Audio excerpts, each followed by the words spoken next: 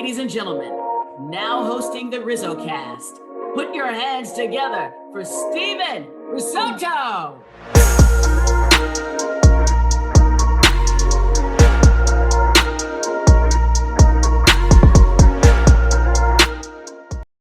What is going on, everybody, and welcome. My name is Steven Rissotto. I cover the San Francisco Giants for SF Bay, and I'm the host of RizzoCast, a podcast that features current and former big league players, coaches, fans, media, and others who are regarded as some of the brightest minds around the game of baseball. Today's guest is Rod Brooks, a sports radio host for over 2 decades in the Bay Area and current analyst on NBC Sports Bay Area's pre- and post-game show for the San Francisco 49ers and San Francisco Giants. Rod was formerly a midday host on the Fitz and Brooks show on KMBR 680, and most recently on that station hosting Tolbert, Kruger, and Brooks. In the past, he's also been a sideline reporter for the 49ers and Oakland Raiders radio networks. We had an excellent time talking about the MLB Trade Deadline, how the Giants will approach making moves, a ton of other things, including the young guys, the contributions the young guys have shown from the Giants, and whether or not the Angels are wise in keeping Shohei Ohtani. And then we also talk about some stuff in the sports media market. We talk about his sports media career. He's got an epic Astrodome story, what drove him to be a broadcaster, if radio hosts could root for teams, adapting the new trends, so much more. Even his favorite interview, he talks about that. All of it coming up next on RizzoCast. This is episode number 147, and let's get started. All right, and we are back with Rod Brooks, and Rod is nice enough to take some time out of his day and join the show. Rod, thanks for coming on. How you doing? It's an absolute pleasure. I'm doing fine. How you doing, my man? I'm doing great, and you know, everyone could, I guess I should plug your Twitter here. Everyone can follow you on Twitter at Rod Brooks TV. And for those that don't know, Rod is a very entertaining follow. Okay. So I in fact, even the non-sports tweets kind of got my attention. So I was scrolling through Twitter one night and I saw one about the guy that tweeted something about the chlorine pool and not taking a shower because he's been in the pool all day. And that was his excuse not to take a shower. And you had a great tweet about that. So I was like, you know what? This guy's got personality. You know, he knows his stuff. He's been around for a long time. We got to get him on the show. So I'm glad that you could take some time. Like, are those non-sports tweets like fun for you? Do you like kind of like dissecting stuff like that? Because I mean, I find, yeah, absolutely. It loosens up my tweet. It loosens up my timeline, man. You know, I love being silly and irreverent, and I hope that doesn't sound like I'm patting myself on the back, because there's a lot of that. You know, that's what social media is, and there's good and there's bad, but everybody wants to get on there and crack a joke or whatever. And I'm new to this Twitter game. I didn't. I had the reason I got an account was because in 2016, there were people saying, hey, man, there are people impersonating you on Twitter. And I was very anti-Twitter. I'm like, I got no use for it. I'm just not doing it. So I made an account just so I didn't have to deal with that anymore. But that account sat dormant until I was told by KMBR to not darken their hallways anymore. So I thought, well, you know what, since I'm here, I might as well do it. So I didn't get active on Twitter until the spring of last year. That's 2023. And my whole thing was, my Twitter account is going to be a direct reflection of me.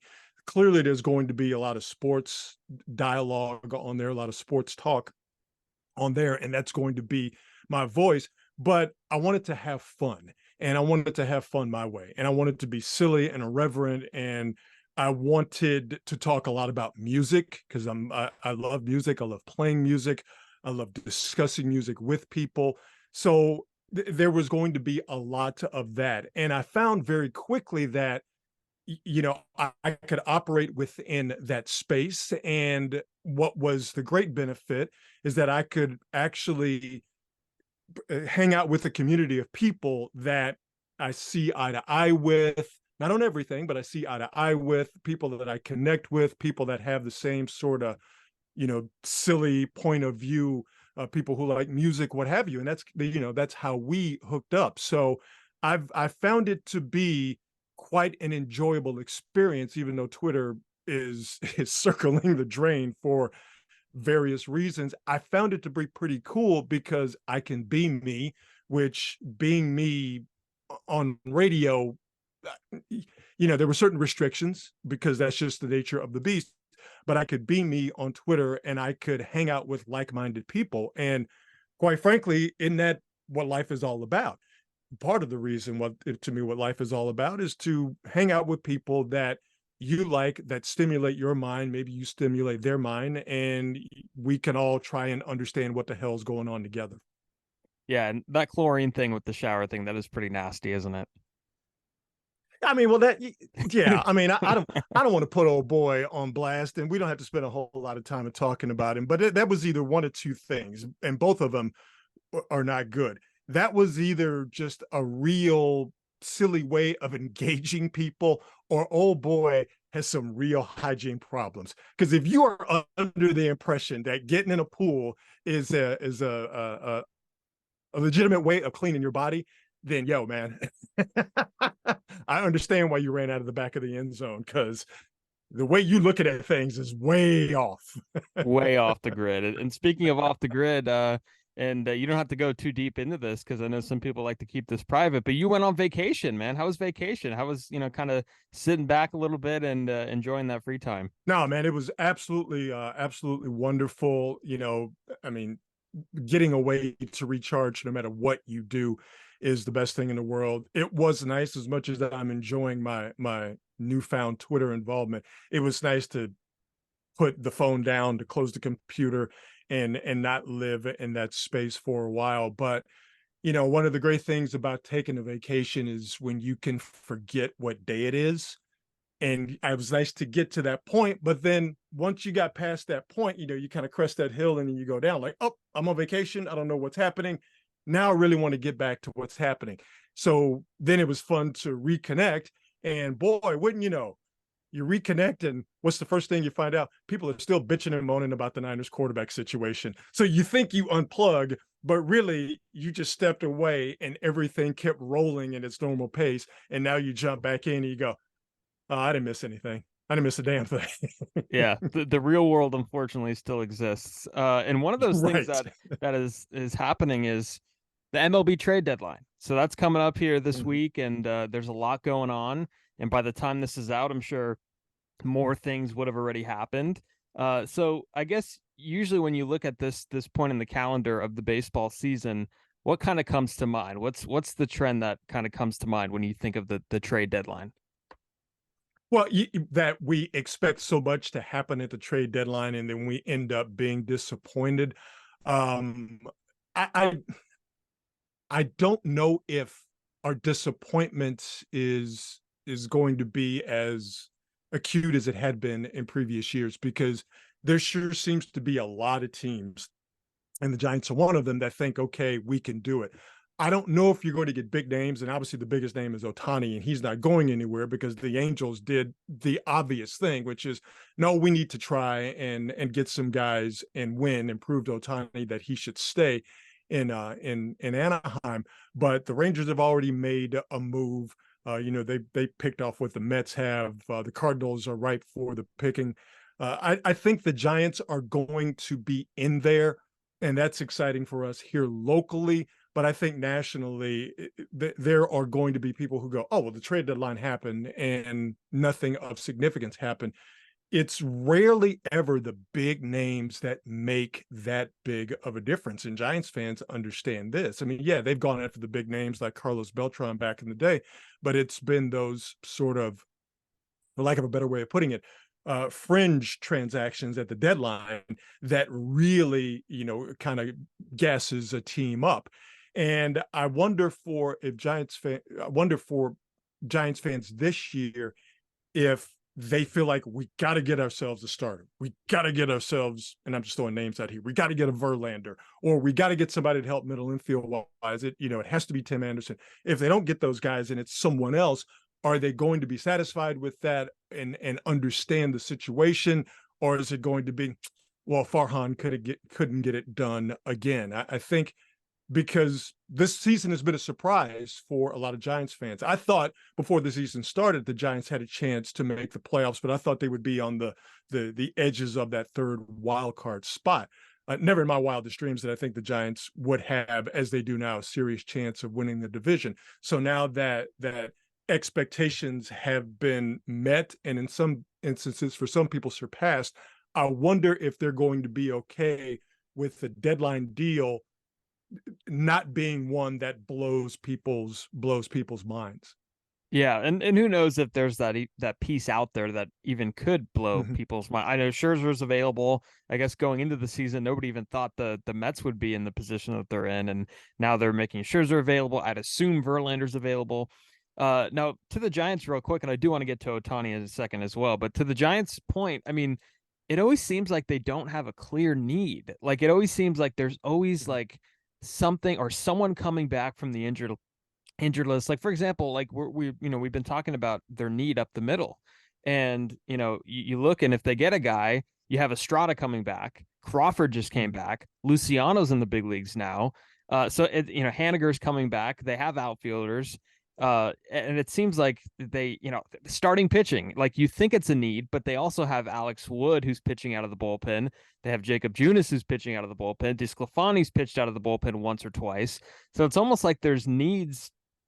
There's you think there's needs, but whenever you see a need, it kind of clears up a little bit, or they have depth pieces that could fill that need. So it's not like one particular position because they move around so much. So it's kind of a hard thing to navigate through.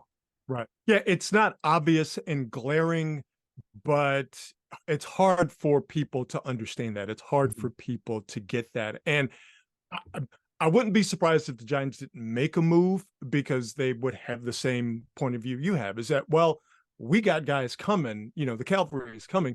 Do we need to over deliver on a deal to an opponent because we got to make a move? I don't see them falling victim to that. Like, we got to make a move, so let's do it, even if it's not the right move, and even if we can look at the situation, as you mentioned, well, we got these guys coming back who can play. Estrada's a player.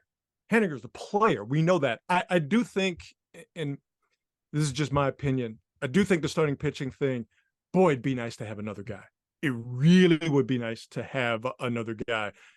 One of the remarkable things for the Giants this year is what they've been able to do with these bullpen games. And I'm perfectly fine with them. And the Giants they're the best in the business in terms of being successful with these bullpen games.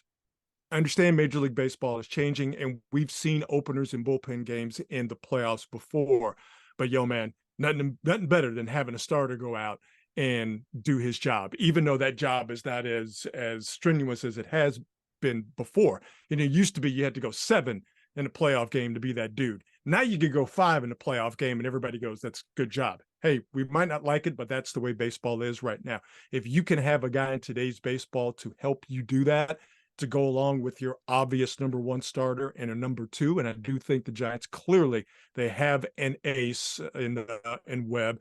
They have a number 2. You get yourself a third one. I think at that point you're cooking with gas. I would absolutely, to me, that's the Giants' priority. The middle infield thing, I get it. I think they can work around that. I think you're going to be fine with that. You get me another starter, you're going places. But you know what? There's a bunch of teams who want that exact same thing. Yeah, no, 100%. And the thing about the middle infield is, who's a better option on the market that is better, that is substantially better than Marco Luciano, right? Like, right. I keep seeing the names out there that are being thrown out, and it's like, do you want to give up a prospect or two for this guy who, Marco Luciano, you just called him up. It seems like he's that guy. He's better than, a Nicky Lopez who just got traded to Atlanta from Kansas City, right, who was, way below league average offensively. So and even if Alex Cobb, if the Giants get, let's say hypothetically, they pull off a deal for Verlander, like Alex Cobb, who made the All-Star team, is a pretty damn good number 3 starter in a postseason series. Like, we'll take that any day, right? So 100%. Yeah, 100%. And that's something that could work in their favor if they do pull that off. But yeah, we'll see. I do want to ask, like, if they don't make any moves, Do you think that the Giants are equipped right now to make a deep postseason run with the roster they have right now? A deep postseason run, given that the National League is not, let's say stacked, right? There's the Braves that are a good team, and then the other teams have kind of had their fair share of ups and downs, the Dodgers included. Do you think that Mhm. they would be able to make that run deep into the postseason with the roster they have now? So we're saying deep an NLCS appearance. That I would consider that deep, yeah. Um, yeah, I do, because of their bullpen and how the bullpen has been used. Um, baseball. The people who are listening to us, they know baseball. The key to a postseason run, yeah, man, you need starters. You need just a few guys in your lineup to carry you. Everybody else, they can't be a drag on the situation. But the number one thing is who's got that bullpen. If you got a bullpen, you are absolutely a force. And I think the Giants do have that bullpen. Clearly, the Braves are the class of the National League. After that, there is a gap, and I think the Giants are the Diamondbacks. I'm still curious about. They got a stud in Gallon. They got guys in the lineup. They got speed. They got athleticism. I need to see them a little bit more, and I don't have the numbers in front of me. But I need to see them a little bit more to see what their bullpen situation is. But I'll take the Giants in a fight against Arizona and sort of this hypothetical situation any day of the week. And I think the Giants have absolutely no fear of the Dodgers, and that goes all the way back to 2021. So I could see the Giants, even as a wild card. Let's just say they don't win the division. I could see the Giants winning a wild card series and having enough bullpen wise to get through a 5-game division series. Then when you get to LCS, and again, we'll say the Braves are the other opponent, that's going to be difficult. But yeah, I do think the Giants, with what they have bullpen wise and what they can do defensively, and they got dudes who can run into one offensively. They got home run hitters, and they find a way to get it done offensively. Yeah, I firmly believe that. Yeah, they can go to the NLCS, but things are going to have to break right for them, and they are going to have to play not perfect baseball, but it's going to have to be as close to mistake-free baseball as possible. You do that with that bullpen and that defense, and I do think Gabe Kapler and that staff are very smart baseball men for today's baseball. It could be done for sure. Yeah, don't tell that last part to Twitter, by the way. They're gonna have some fun with you with that. I mean, listen, these are the same people that think that Kyle Shanahan is sabotaging Trey Lance. So these aren't necessarily folks you really want to chop it up with anyway, right? Yeah, no, absolutely. And you mentioned perfect baseball, and to do that, they're gonna have to have a lot of contributions from some of these young guys. And Yeah. one of the things that we've seen from this team is the production of those young guys, right? Schmidt for the first week or two, Bailey pretty much since he's come up.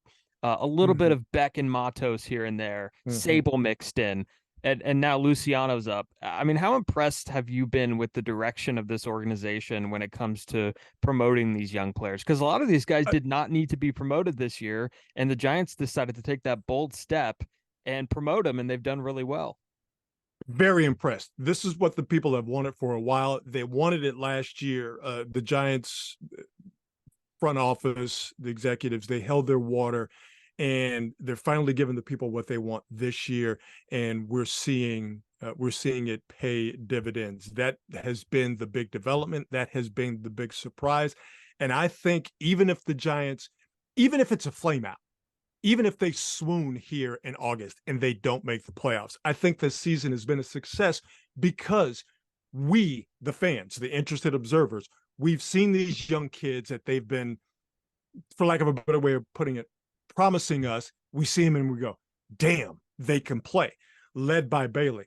And I want to go back to something you just said, how significant it is that these guys were brought up, because I think one of the biggest moments of this year is the beginning of May. I forget the exact date when they brought Casey Schmidt up, because what it said to me, what I think it said to Giants fans, and more importantly, what it said to the dudes in that clubhouse, and what it said to the guys in the minors is, if we think you're ready and we need you, we're going to bring you up.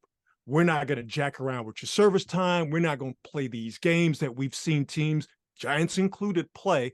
We're not going to play the games of, well, what about the veteran? What is he going to think? Hey, we got this guy that we drafted, we've been developing and grooming in the minors. We need him. We think he's ready. He's coming up. To me, that was the shot heard around the world, if you will. Schmidt comes up. Yeah, he has that success, but definitely defensively, had it offensively in his first game. That sent that message, and then that paved the way to have Bailey come up. That paved the way to have Matos come up. That paved the way to have Luciano come up. Because like I said, not only did it send that message to the big club that the help is there in the minors, and we're going to bring it up if you need it, it also sent the message to the other guys in the minors, like Bailey, like Matos, like Luciano, that, oh, if there's a need for us on the big club, they're going to bring us up. Well, let me make sure I do what I need to do. I continue to do what I need to do, I should say, here in the minors, to make sure that when that time comes, because that time seemingly is going to come, they will call on me and I will be ready to go. I just think that was a huge, significant message and development for the Giants in the majors and in the minors, because what that says is we're ready to go. We're through kind of, we don't know. No, these guys are ready. We trust in the work we've done. Big club, you guys have been working hard, but we know that there are things that are needed. We have the tools. We have the players in our own system. We don't have to go out there and scratch and claw in the trade market, or we don't have to now, give up prospects to get a guy who may or may not work. We got guys that we've been watching for years. We know already they're coming up. This Giant system, this Giant organization is going to take that next step. And I think that, like I said, to me, that was the most significant development of the season from my point of view. Yeah, and Schmidt coming up, I agree with you. I think that was the turning point, really, and not just the play on the field, but also the energy in the clubhouse. And I think another 100%. part of that is another huge moment was when the Giants, Joey Bart was hurt, and they bring up Patrick Bailey, and they pretty much told Joey Bart flat out, "We're not going to wait on you. Like, we're not going to wait on you. This guy's producing. There's no need to send him out." And the Giants have stuck with him, and he's the best defensive catcher in the game since he's come up. And if he keeps it up, I think he's seriously going to be under consideration for a Gold Glove coming up here pretty soon. I love the fact that when Patrick Bailey unleashes that gun to second, it's one of two things. Dude is either out, or there's a replay that shows Bailey barely missed him. Yeah. Those are the only two outcomes. It's not, that throw was off, or that throw sails out in the center field. It's either he got him and he got him by a lot, or he missed him and he missed him by a millimeter. When those are the only two outcomes, that dude is just, we fall victim to hyperbole a lot in this business, but when people say they've never seen an arm like that, with Bailey, you've never seen an arm like that. It's unbelievable. Yeah, no, it's insane. I don't think he's sailed a throw. I don't even think he's thrown any throw on the left side of second base at all. No. Who was it in the Red Sox series that got tagged in the face? In the face. I've never seen a dude get tagged in the face and he was out by a foot and a half. Tagged in the face. Yeah. That was amazing. In the face. Yeah. I mean, I and like he sat there for a second, took some inventory, felt his face a little bit. Like, I hope like nothing was broken in the mouth, but they have like a dentist on hand. But that was a great throw and a great tag, by the way, by Luciano. Yeah, so it was. Yeah, we're gonna be seeing that for a while, right? Yes, sir. Yes, sir. And listen, those two dudes came up in the minors. They've been doing that, and now that transfers from Double-A Richmond to China Basin. That's and that could be the reason the Giants make the playoffs. That could be the reason the Giants win the division. That could be the reason the Giants get to the NLCS. The fact that this is happening now in real time is, like I said, this is something the fans have been wanting for a few years now. Definitely. And let's touch on Ohtani real quick. The Angels, they've made a few moves here indicating that they do want to go forward with contending this season. And, are they going to regret not trading Ohtani? Because here's what I think. I'm kind of stuck in the middle. I see trading Ohtani as an opportunity to stack your farm system by trading arguably the best trade chip in baseball history, right? with Ohtani. And then the other side of me goes, you know what? They're trying to contend. Like, we always get mad at teams for not trying to contend. Like, good for them. And I just don't know what side to pick. I think it's a good thing that they're trying, and I think it's kind of a missed opportunity that they didn't deal him. What do you think? Well, a couple of things. The snarky in me wants to say, "Oh, now you want to try to win?" Yeah, it's true. false hustle. You know what I mean? Like, you should have been doing that a while ago. It's too little, too late. Then the other snarky side in me, well, now I guess I have two snarky sides, is even if they did trade Ohtani and they got a boatload of prospects, the Angels, in return, have the Angels shown any acumen in developing young players and bringing them up outside of Mike Trout? The answer to that is absolutely not. So I think for the Angels, it's a little bit too, not a little bit, a lot bit too little, too late. They should have, this past offseason is when they should have shown, in my estimation, Shohei Ohtani, nope, we're serious about winning. Why wait until a week before the trade deadline to go, no, look what we're doing?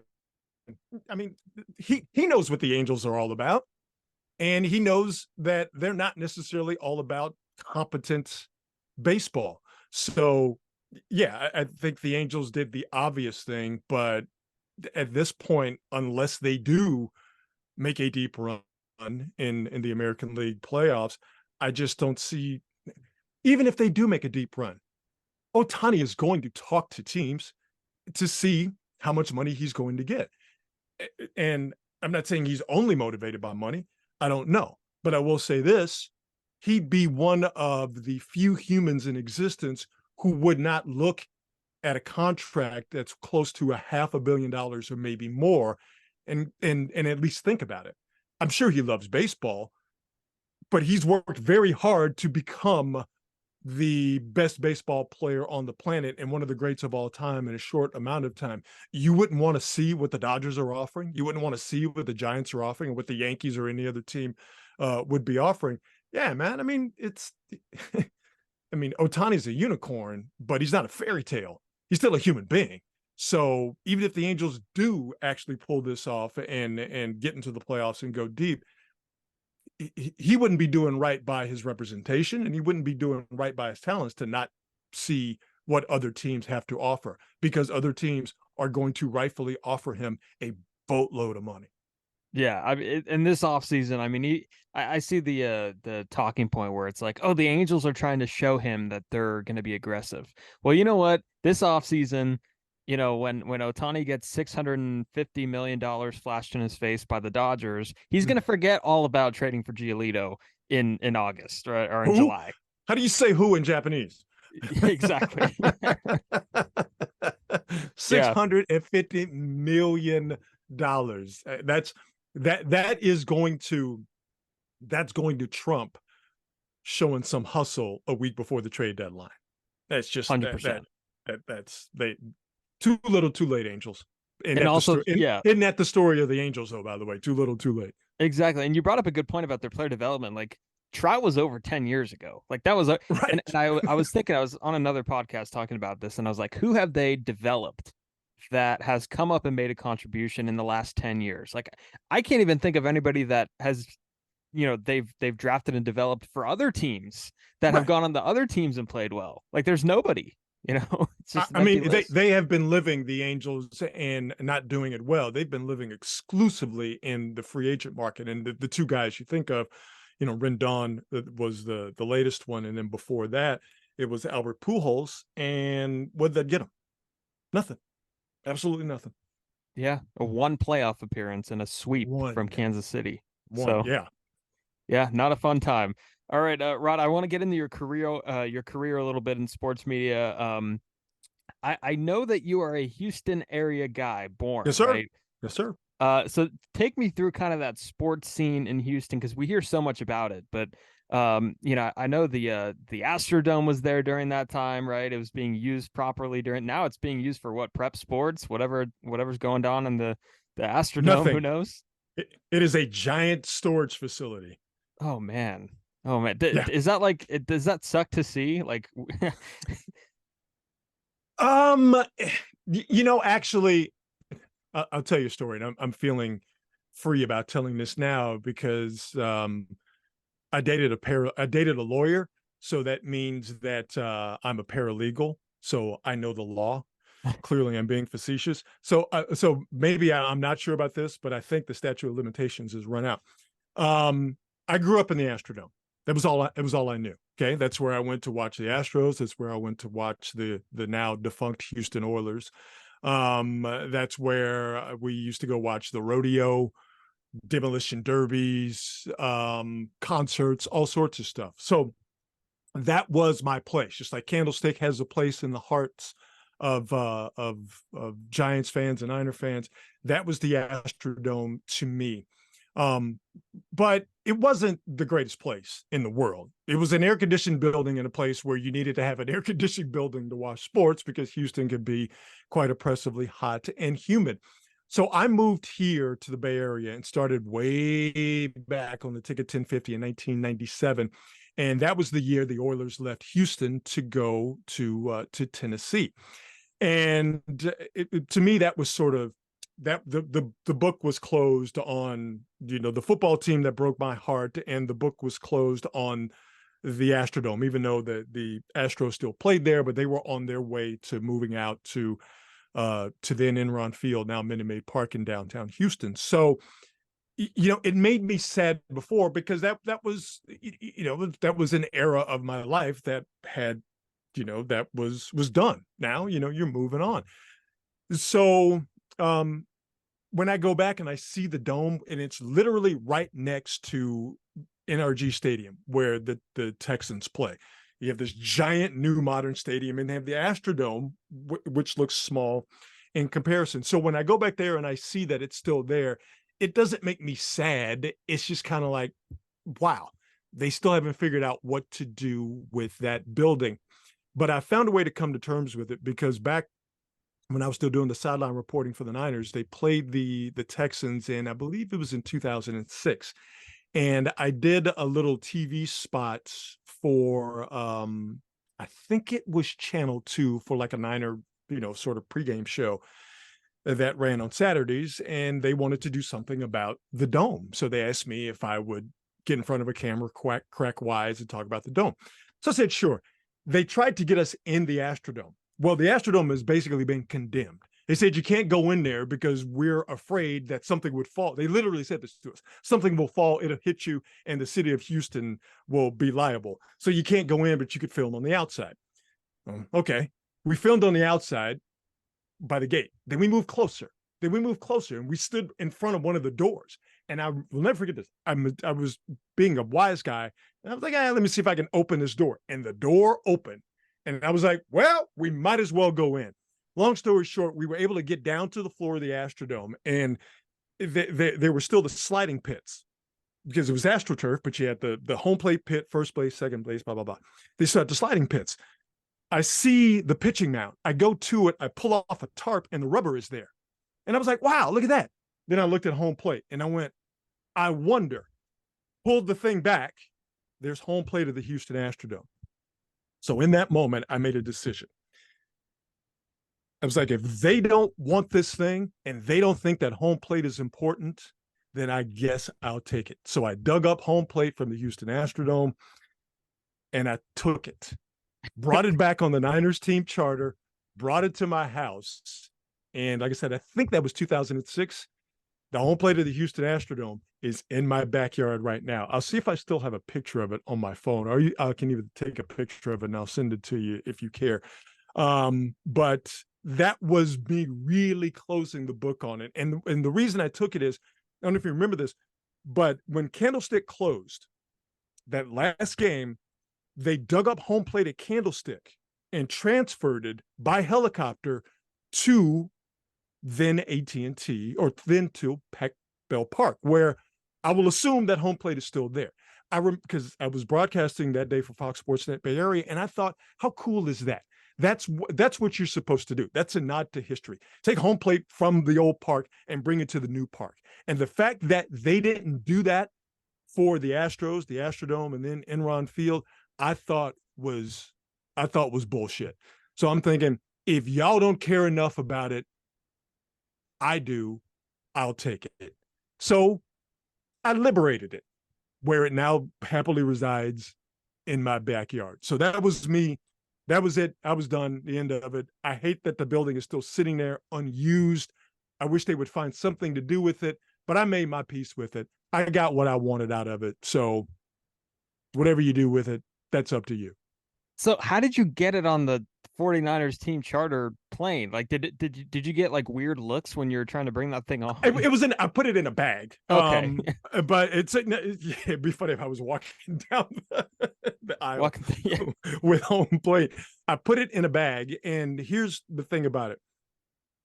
You'd be surprised how big and how heavy home plates are, because it's not just like a flat plate that sits on the ground. It actually stands up on the camera. Yeah. It actually, like this, like it's buried, and it's got weights inside of it. It was quite the cumbersome thing to carry around. So I didn't think it all the way through when I dug it up. I was able to dig it up, and I had like the red clay all over me as we took it out of there. And then I was like, oh, I'll just put it in the bag. And then I realized you have to find because home plate is what, 18 inches wide. Yeah. Yeah. I mean, it's a pretty big size deal. So I had to go out and buy a bag. But yeah, I bought a bag and then let's just say smuggled it on the Niners team charter, brought it back to the crib, and dug a hole and put it out there. That's incredible. That's one of the best stories anybody has ever told on this show. So, and Houston police probably is not listening, so I think you're in the clear. It happened a long time ago. They probably didn't even notice. They left the door open. I mean, yeah, I doubt seriously that maybe they've noticed now, because again, that was a while ago. Nobody cares, and that still it still pisses me off. You should care. You should care about the history of that building. You should care about the history of the team. And to see, and this is one of the things I love about the Bay Area, and I love about baseball in the Bay Area specifically, talking about the Giants and the A's, that people here, they know their baseball, and they know their baseball history, and they love their baseball history. And for me to see that in person, it really made an impact. That, the last game at Candlestick, and even the last football game at Candlestick, to see how people love that place, and how the Niners and the Giants, they understood how important Candlestick was to their legacy, how they understood how important it was to the fans. For the Astros not to give a shit about that building and that piece of the building, I thought, I still think it's just weak, man. It really bugs me to this day. Yeah, and Candlestick from a national perspective is so less relevant than the Astrodome was in terms of like historical significance, right? So yeah, like that. I mean, that is a pretty sad I thing. do though I remember watching games though, mainly Niner games, but the occasional Giants game that would be on television. Obviously, the LCSs in the World Series. I remember thinking Candlestick. It looked cool to me as a kid. It's like, wow, this is awesome. And even the first time I walked into it, the first Candlestick game I saw was the Giants-Dodger game on a Friday night. We want to talk about it in initiation. I was like, holy shit, man, this is Candlestick. And I felt the same way going into the Coliseum. The first baseball game I saw here was at the Coliseum. It was the A's and the Angels. And it's just like, man, this is the Coliseum. Those two buildings, while they were really nothing special, they felt special watching them on television from afar. And definitely the first time I walked into them. Yeah, no, without a doubt. So when did the broadcasting thing come about? When did you realize that was something that you wanted to go into, and that was the path that you were committed to pursue? As a kid, I was always more interested in the pregame shows and the halftime shows of football broadcasts. I shouldn't say more interested, but they were as interesting to me as the football games were. And that was kind of always like a dream of mine as a kid. Then when I got to high school, and especially later in high school, and I realized that I had an alarming lack of lateral quickness, I was like, well, being a pro athlete, being a college athlete, that's probably not That going to makes happen. two of So us. it was Yeah. just, well, I mean, yeah, well, we ain't the only ones. We just might be the only ones that admit it. Yeah.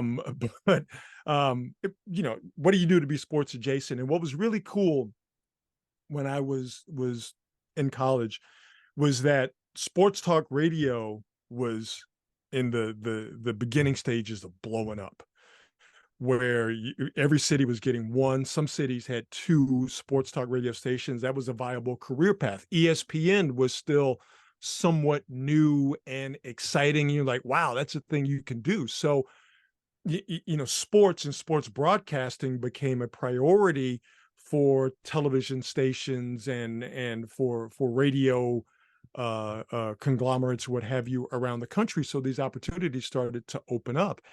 And so this is 1989, 1990, and beyond that. And so once you got out of school, there were these opportunities, and they were everywhere. So after college, I went back home to Houston and interned at a little 5,000-watt radio station that sort of jumped on the sports talk radio bandwagon as things were ascending. And by the way, just as a note, maybe this won't be interesting to anyone, the person I worked for as his intern was this guy named Dan Patrick. Dan Patrick is not his real name, but Dan Patrick is his stage name, and not the Dan Patrick from ESPN. Oh, Yeah, that Dan Patrick. I was the intern for the now Lieutenant Governor of the great state of Texas, Dan Patrick. yeah. And boy, do I have stories.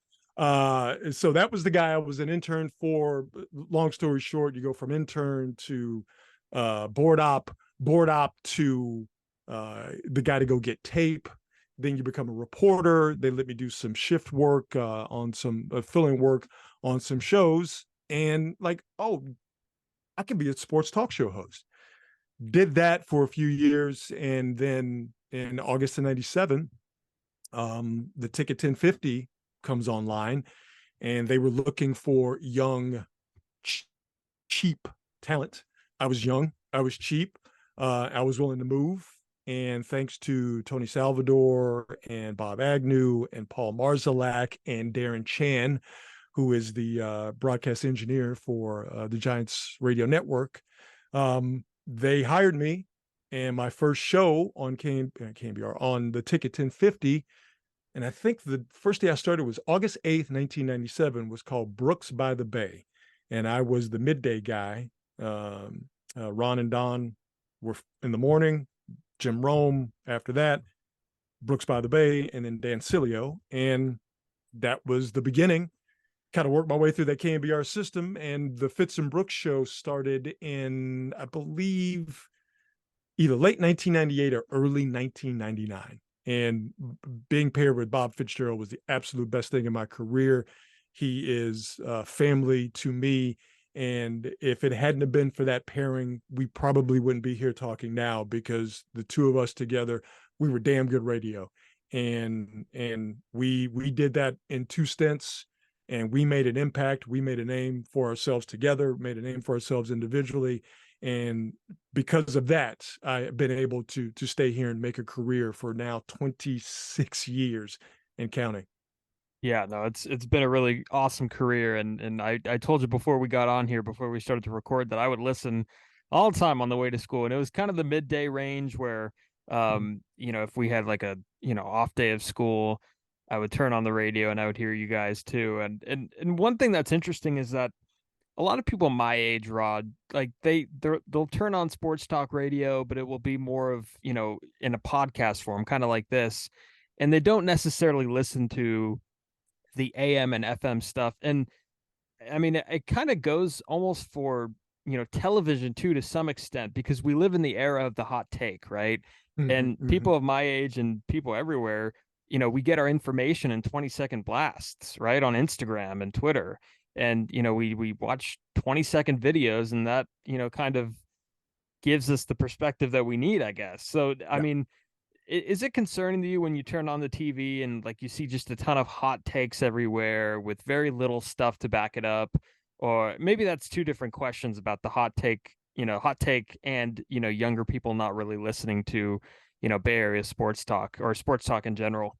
Well, the entire media landscape is changing, and it's Yeah, changing it by the second. It really is. rapidly. I was saying to someone a few days ago that, just talking about reference a little while ago, ESPN used to be a goal.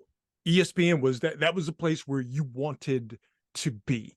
Now that's not the case anymore. They're not hiring, and people don't look at ESPN as the Mount Everest of American sports broadcasting. They're doing the opposite That's of hiring. Yeah. They were 100%.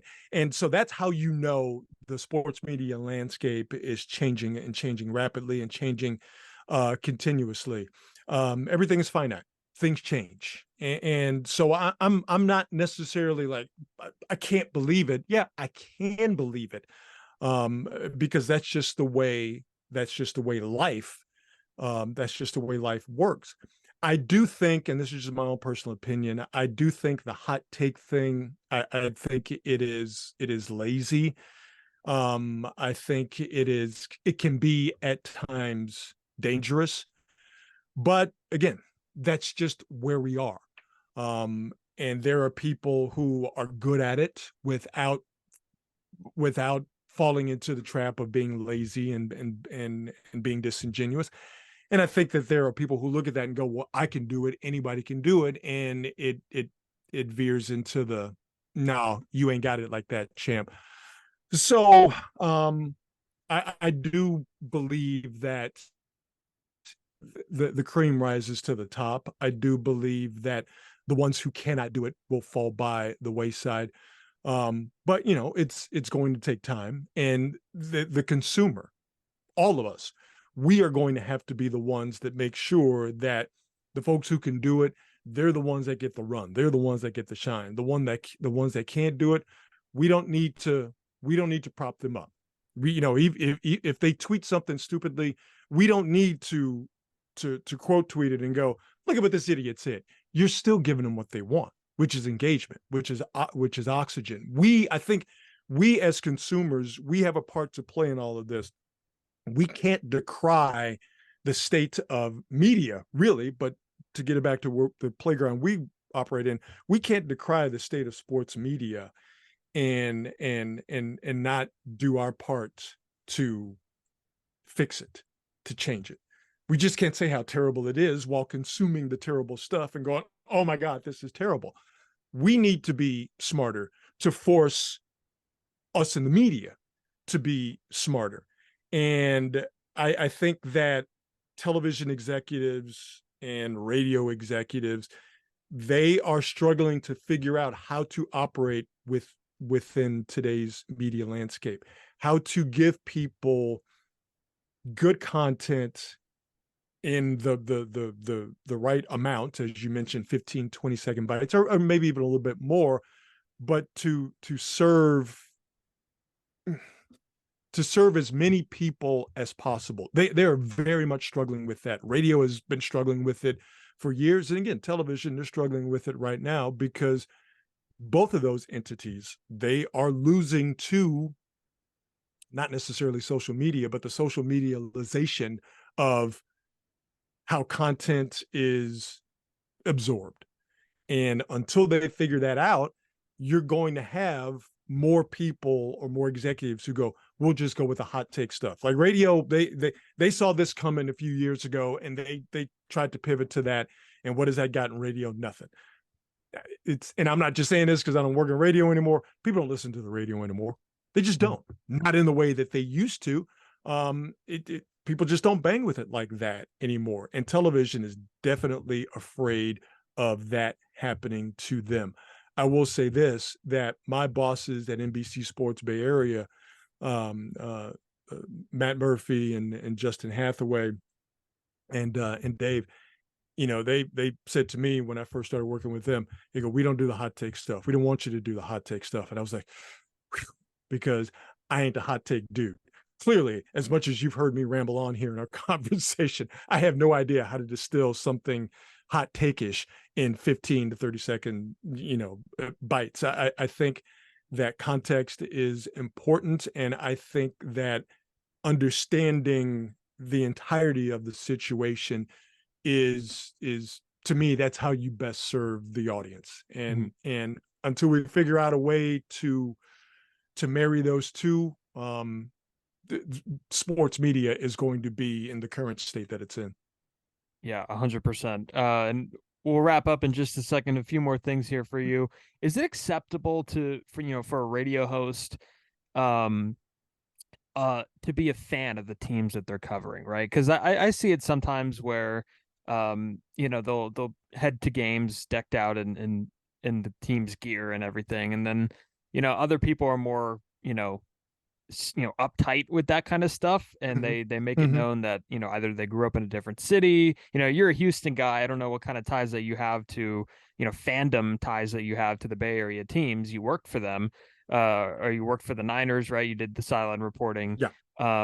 So is it acceptable for radio hosts to be fans of the team that they're covering?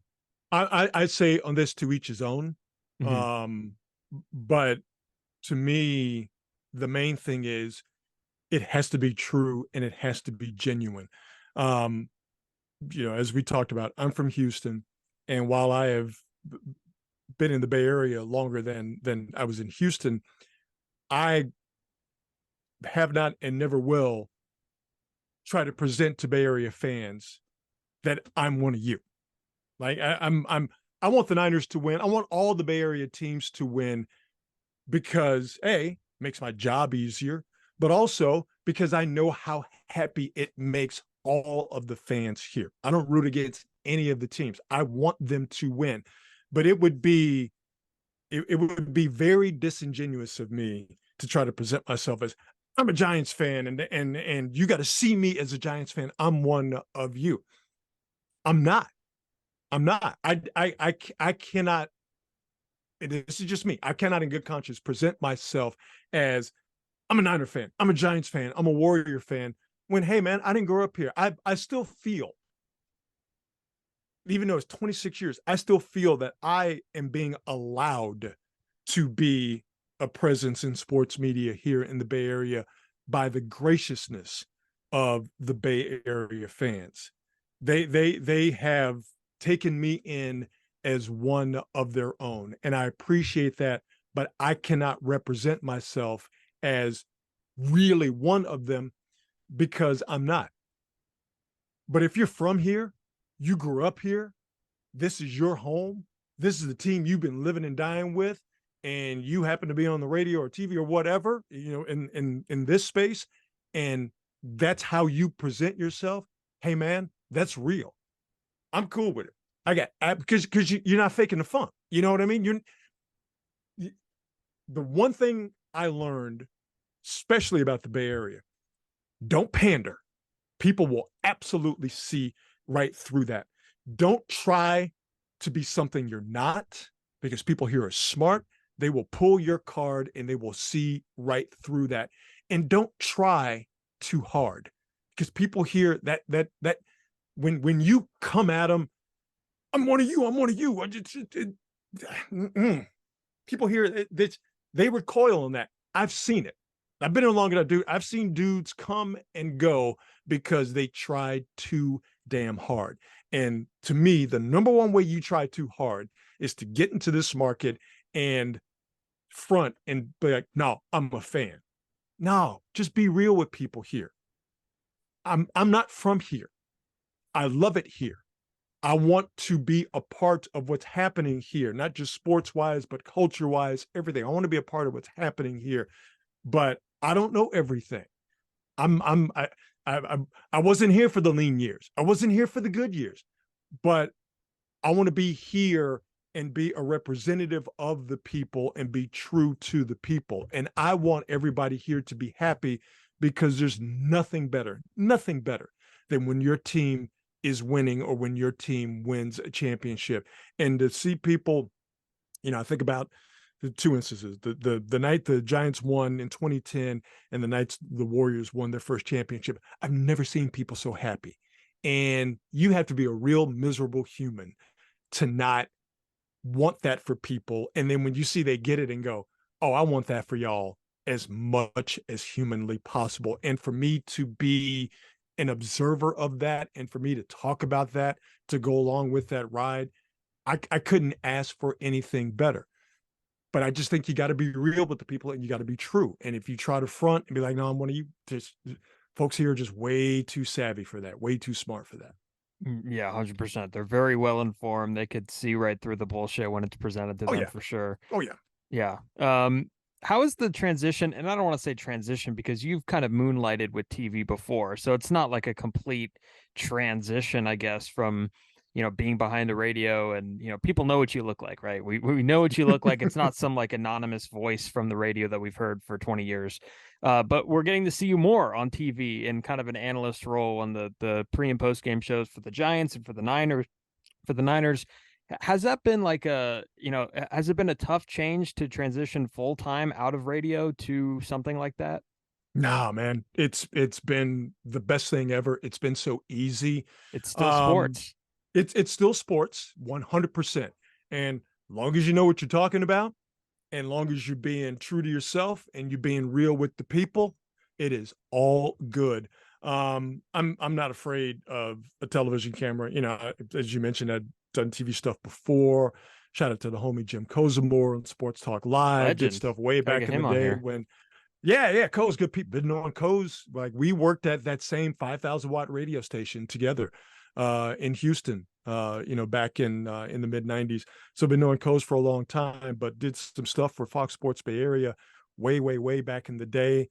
Television stuff in college. So I can sit in front of a camera and talk. That's never been a big deal. But I do want to shout out my folks at NBC Sports Bay Area, because they have made it very easy for me. I mentioned Justin and Dave, and shout out to Nick Lyons, producer for Niners pre and post, and all the producers there, John Sakti, and David Tedla, and all the people behind the scenes, and the hosts that I've worked with, obviously Carlos and Laura Britt, and my man Dante Whitner, my partner in crime on the pre and post game show for the Niners, and even with the Giants, Randy Wynn and George Contos, my brother in sneaker fandom.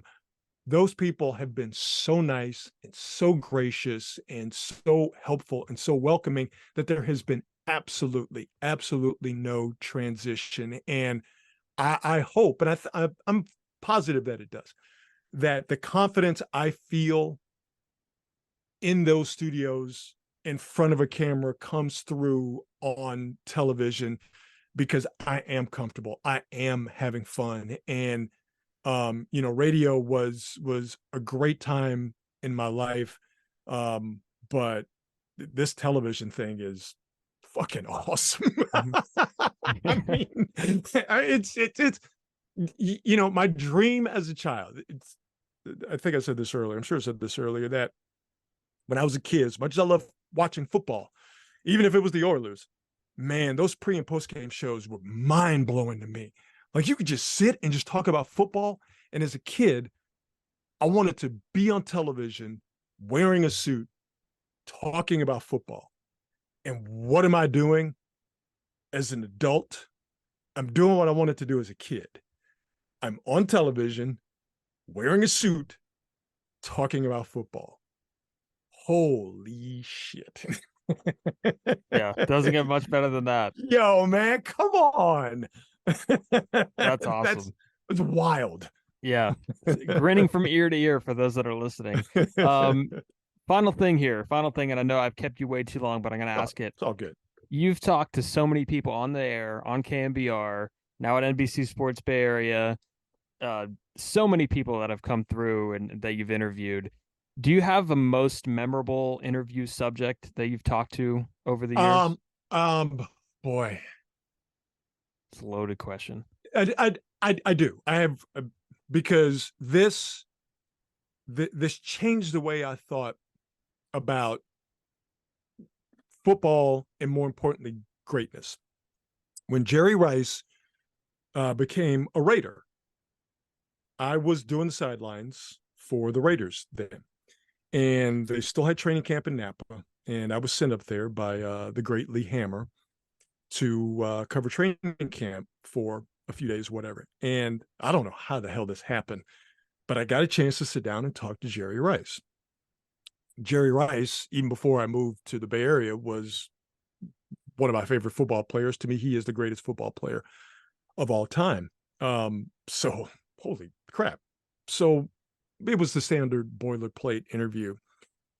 But I remember asking Jerry about playing, because he was 39, 40 years old at the time. How did you get to this point? Why are you still playing? But more, how did you get to this point? And he said, I made up my mind when I was 25 years old that I wanted to play into my 30s and as far past, my mid 30s as possible. He said, because you can't decide that you want to have a long career in the middle of your career. That's something you have to do before you start your career. For the greatest football player of all time, in my estimation, for him to let me inside his mind, his thought process, how he became the greatest of all time. In just that interview, in that trailer at the Napa Marriott, for him to give me not that tidbit, that's the essence of Jerry Rice. He knew he wanted to be great before he was great. That right there, that's like getting the word from the good Lord. You know what I mean? Like he gave me the game. He didn't have to do that. He gave me the game. He gave me the greatness game. They gave me the gospel, man. That's like Moses coming down from Mount Sinai. You dig what I'm saying? Like, yo, I got these tablets. I just talked to the big man. He said we got to live by these words. Like Jerry Rice and athletes, I've worked with a lot of them. I've gotten to interview a lot of them. They are, and I don't mean this in a negative way, they're quirky people. They don't necessarily like giving of themselves. But he told me how greatness happens. I didn't know that before. And now that I know that, I look at greatness. You look at Tom Brady, or just pick any great, and you go, Jerry told me how they do that. He gave me the game. And if I hadn't been here, I would have never gotten that. And to get that from a true great, I didn't read it in a book. I didn't get it secondhand. I got that directly from Jerry Rice. That was over 20 years ago. 2002, 2003, yeah, 20 years ago. The impact, I still feel it, and it informs me, every day, in terms of talking about sports, who's great, who's not. Like I don't have all the answers, but I got a really big answer from someone who did it better than anybody else. Yeah, that's a great example of how, talent is, a God, or greatness is a God-given gift until, a certain extent, right? Mm-hmm. There's still stuff that has to be developed over time. And I think that's awesome that he was thinking about his late 30s and early 40s and beyond, early in his career. I think that's a cool, not just in sports, but anybody that wants to forecast for their future. I think that's a really cool message Facts. From Jerry Rice. And here's another thing that's wild. And I guess I'm now being all reflective because we're talking about this. This life, that I've been able to live thanks to the people here in the Bay Area allowing me to talk about their teams. This life has just been unbelievable. Like Jerry Rice knows me. Like, because Jerry's always at Niner games. I'm at Niner games, and I'm dapping up Jerry Rice. I got pictures of Jerry Rice on my phone. What's going on, Rod? Dave Stewart knows who I am. The importance that Dave Stewart has with me as a young black kid who thought he was going to be a major league pitcher is I could call Steve Young right now. You know what I mean? Steph Curry knows who it's like this. It doesn't make any sense. I'm honored. I'm blessed. It's the wildest thing, man. It's the absolute wildest thing. And I appreciate, you're fun to interact with on Twitter.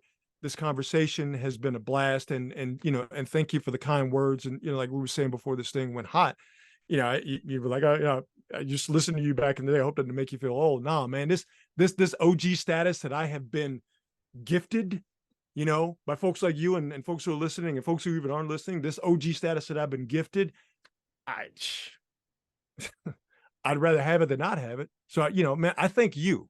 And I think, those who are listening, who are down with me or whatever. It's just, you guys have given me a life literally that I dreamed about and things that I couldn't even conceive. I'm the luckiest dude in the world. Yeah. And I really appreciate you coming on, Rod. This was a blast. My apologies again for going a little bit over. I know you said you had time, so it might not be that big of a deal. It's all good. But it was a blast, and I know for a fact that I'm 21 years old. There's people my age who are trying to break into the business, and to have an opportunity to listen to you is definitely helped me for sure, and I'm sure it's going to help a lot of people as well. And there's still a few of us my age that grew up listening to radio. Maybe not in 20 years. You might not get the same answer of people who listen, but we certainly listened, and hopefully we're not the last era, because I still have hope for sports talk radio, and I'm sure you do too. But Man. yeah, no, I appreciate you coming on. This was a blast. Oh man, it was a blast for me anytime. And I know this is said a lot, but if there's anything I can do to help you, as you try to further your career, people help me. We got to keep this line moving, man. We got to all pull in the same direction. So you let me know, and if there's anything I can do, and I will definitely try to do it. Absolutely. And everybody listening out there could follow Rod on Twitter and check out his awesome takes and very funny takes at Rod Brooks TV. And Rod, hopefully the Houston police doesn't come knocking later today. That would be my fault, and I would take the fall for you. So hopefully that does not become an issue. And everybody can follow the podcast on Twitter and Instagram at RizzoCast. A lot more stuff coming up soon. Thank you everybody for listening, and have a great day.